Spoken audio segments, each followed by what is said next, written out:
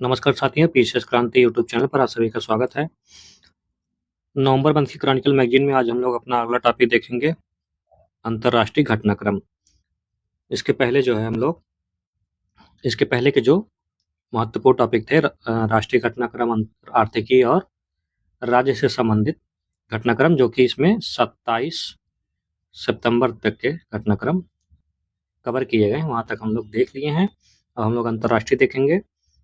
थोड़ा सा class delay है क्योंकि तबीयत खराब होने की वजह से हम लोग क्लास नहीं ला पा रहे थे। अब रेगुलर क्लास हमारी करंट अफेयर की आएगी।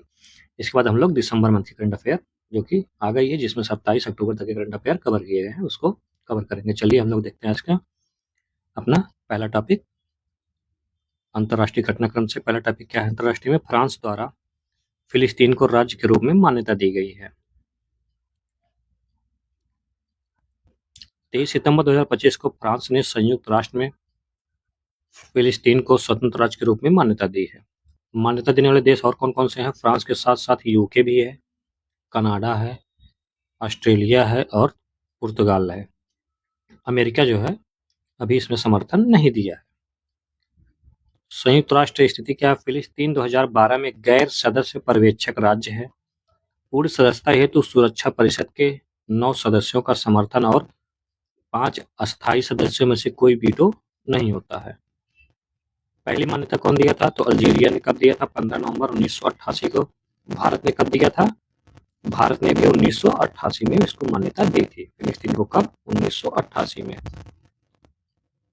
विरोधी देश कौन कौन से थे? अमेरिका सहित 45 देश थे। मोंटेविडियो कन्वेंशन 1933 क्या है? देखते हैं इसको। इसके अनुसार किसी क्षेत्र को संप्रभु राज्य के रूप में मान्यता पाने हेतु अस्थायी जनसंख्या, परिभाषित क्षेत्र, प्रभावी सरकार, अंतर्राष्ट्रीय संबंध आवश्यक होते हैं। तो इतना कुछ इंपॉर्टेंट नहीं है अपने लिए, ठीक है। आइए अगले टॉपिक चलते हैं। अपना क्या है? भारत अमेरिका व्यापार संबंध सुधार। इसके किसके भी? जयशंकर और रूबियो की महत्वपूर्ण वार्ता को देख लेते हैं। कहाँ हुई थी? न्यूयॉर्क में हुआ था। कब हुआ था? 22 सितंबर 2025 को न्यूयॉर्क में संयुक्त राष्ट्र महासभा के दौरान विदेश मंत्री एस जयशंकर और अमेरिकी विदेश मंत्री मार्को रूबियो ने द्विपक्षीय और अंतर्राष्ट्रीय मुद्दों पर चर्चा की है। यह बैठक व्यापार और वीजा शुल्क विवादों के समाधान और संबंध के सुधार हेतु बैठक हुई है। कोई इतना महत्वपूर्ण नहीं, बस आप लोग जानिएगा द्विपक्षीय वार्ता कहाँ हुआ था? न्यूयॉर्क में हुआ था। यहाँ से भी प्रश्न बनने की कोई इतना पॉसिबिलिटी नहीं है। अगला देख लेते हैं। अंतर्राष्ट्रीय आपराधिक न्यायालय में पश्चिमी अफ्रीका के 3 देशों को क्या किया गया है? बहिर्गमन किया गया है, एग्जिट किया गया है, ठीक है। 22 कब किया गया? 22 सितंबर 2025 को। कौन कौन से देश हैं इसको देख लेते हैं पहले।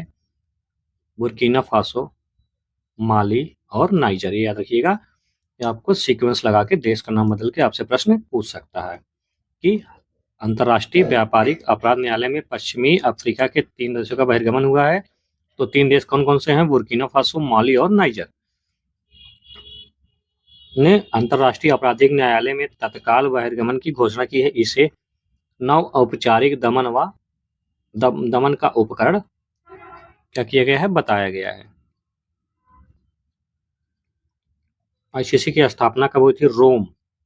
रोम संविधि के तहत 2002 में इसे स्थापित किया गया था। कहाँ पे? Hague, Netherlands. नीदरलैंड की राजधानी क्या? हेग में स्थित केवल व्यक्तियों पर मुकदमा चलाने का अधिकार है। अधिकार क्षेत्र क्या क्या है देख लेते हैं। आईसीसी के सदस्य देशों की भूमिका पर या उनके नागरिकों द्वारा किए गए अपराधों पर लागू। 2025 तक 125 सदस्य देश हैं। प्रमुख शक्तियां क्या क्या हैं? अमेरिका, चीन, रूस व भारत आईसीसी के सदस्य नहीं हैं। वे इनकी आधिकारिकता को भी मान्यता नहीं देते हैं। इनकी कार्य क्षमता क्या है आईसीसी की? आईसीसी के पास स्वयं की पुलिस नहीं है। गिरफ्तारी व प्रवर्तन हेतु सदस्य देशों पर निर्भरता और धीमी प्रक्रिया व उच्च लागत है। इनके पास अपना कोई गिरफ्तारी का नहीं है, पुलिस नहीं है, ठीक। अगला है भारत मोरक्को रक्षा सहयोग। अफ्रीका में रणनीतिक साझेदारी का विस्तार हुआ है। 21 सितंबर 2025 को राबात मोरक्को की राजधानी है में भारत के रक्षा मंत्री राजनाथ सिंह और मोरक्को के रक्षा मंत्री अब्देल लतीफ लाउदी ने कहां पर रक्षा सहयोग पर समझौता ज्ञापन क्या किया है, हस्ताक्षर किया है। कहां पर? तो इसको याद रखिएगा, राबात मोरक्को, जो कि मोरक्को की राजधानी है राबात। ये कोई इतना खास नहीं है। आज देख लेते हैं डिफेंस विंग स्थापना कहां पर? राबात स्थित भारतीय दूतावास में नया डिफेंस विंग स्थापित किया गया है, जो रक्षा संवाद व औद्योगिक साझेदारी का अस्थायी केंद्र होगा। तकनीकी सहयोग कौन कौन से हुए हैं? भारत ने drone, counter drone, cyber defence एवं डेवलपमेंट प्रोडक्शन क्षमताओं में मोरक्को को समर्थन देने की प्रतिबद्धता जताई है। भारत क्या क्या देगा? ड्रोन देगा, काउंटर ड्रोन देगा, साइबर डिफेंस देगा।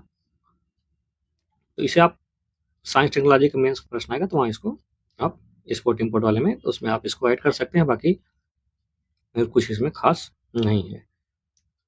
भारत अफ्रीका रक्षा वार्ता, इसको भी देख लेते हैं। यह भारत की अफ्रीका नीति का एक प्रमुख मंच है, जिसकी शुरुआत कब हुई थी? 2020 में हुई थी।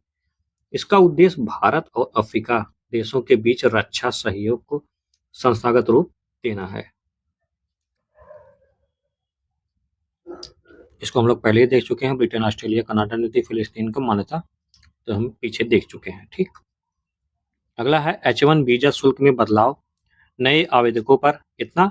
$1,00,000 की एक मुफ्त व्यवस्था, कौन? अमेरिका द्वारा। ठीक, 21 सितंबर 2025 को अमेरिकी प्रशासन ने स्पष्ट किया कि H1 वीजा के लिए $1,00,000 की नई शुल्क व्यवस्था केवल नए आवेदकों पर लागू होगी, रिन्यूअल या मौजूदा धारकों पर नहीं होगी।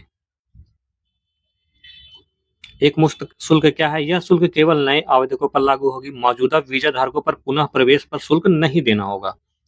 इसका प्रभाव क्या पड़ेगा? घोषणा के बाद इमिग्रेशन व ट्रेवल एजेंसियों में हलचल, कंपनियों ने कर्मचारियों को वापस बुलाना भी शुरू कर दिया है। H1 वीजा कार्यक्रम क्या है, देख लेते हैं। यह अमेरिकी कंपनियों को विज्ञान, प्रौद्योगिकी, इंजीनियरिंग व गणित क्षेत्रों में विदेशी विशेषज्ञों को 3 वर्षों के लिए नियुक्ति करने की अनुमति देता है, जिसे एक बार 3 वर्ष के लिए और बढ़ाया जा सकता है।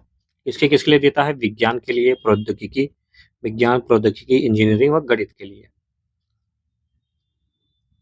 अगला है यूनिवर्सल पोर्टल यूनियन की प्रशासनिक परिषदों में भारत का पुनः निर्वाचन हुआ है। देख लेते हैं ये क्या है।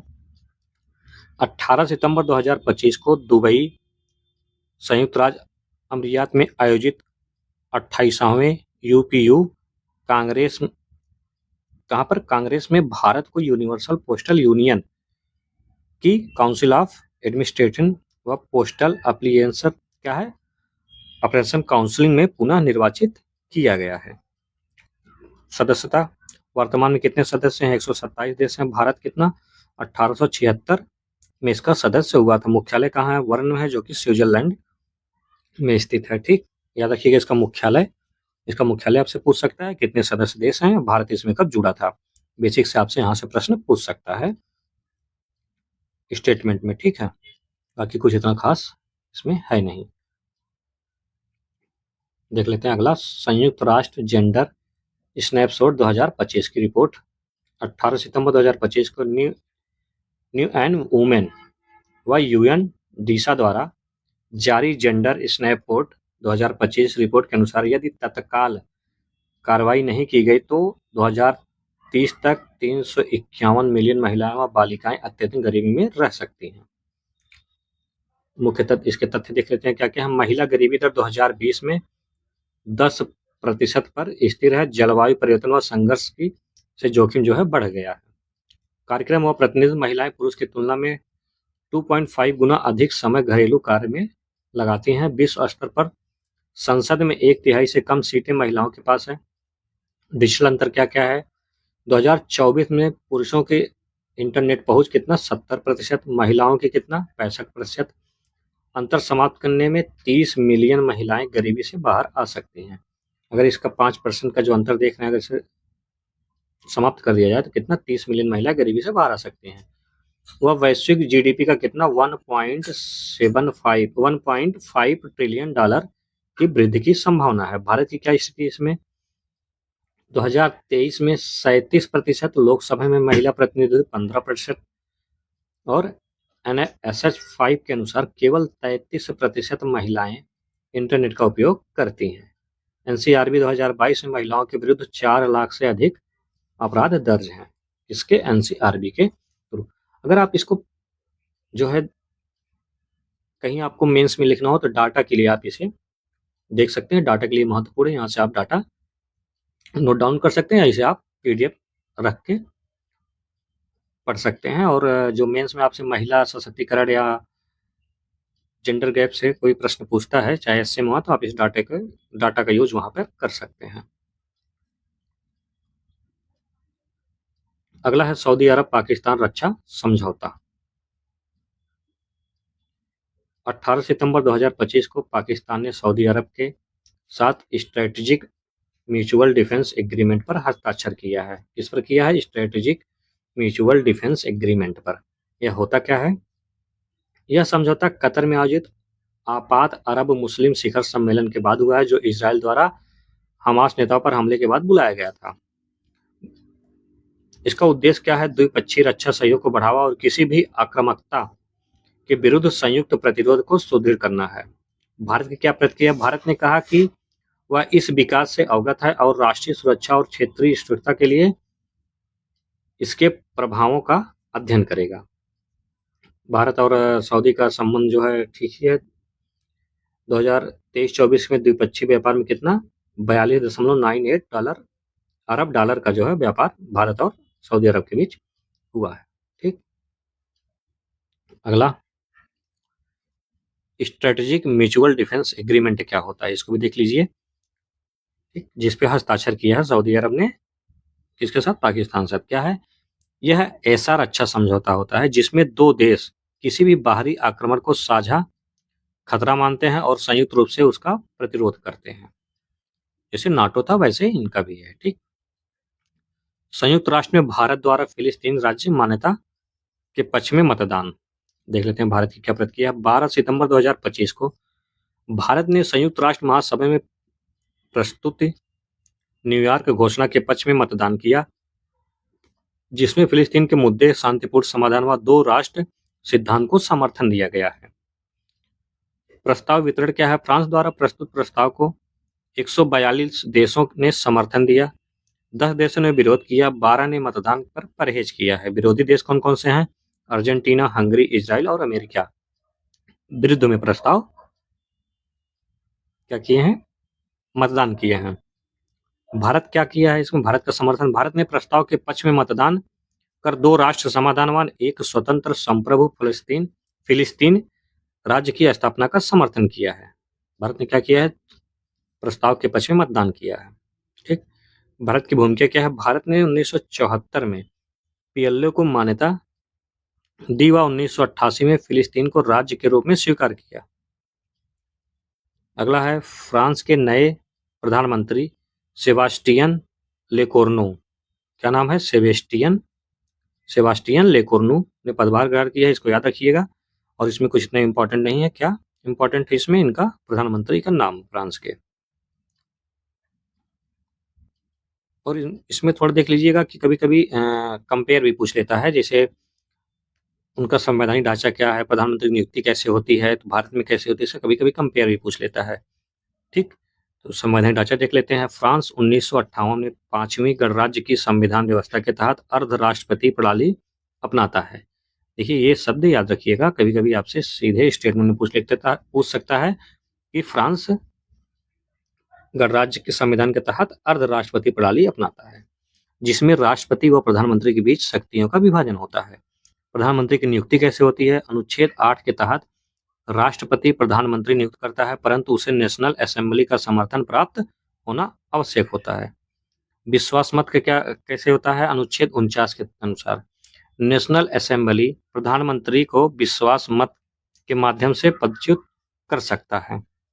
कार्यकाल, प्रधानमंत्री का कार्यकाल निश्चित नहीं होता है, वह तब तक पद पर बना है जब तक राष्ट्रपति व संसद दोनों का समर्थन प्राप्त होता है।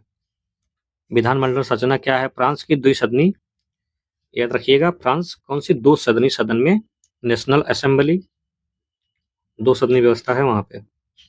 नेशनल असेंबली, प्रत्यक्ष निर्वाचन व सीनेट, स्थानीय अधिकारियों द्वारा अप्रत्यक्ष निर्वाचन भी शामिल है। तो यहाँ के जो सदन है, संसद है, उसे क्या कहा जाता है?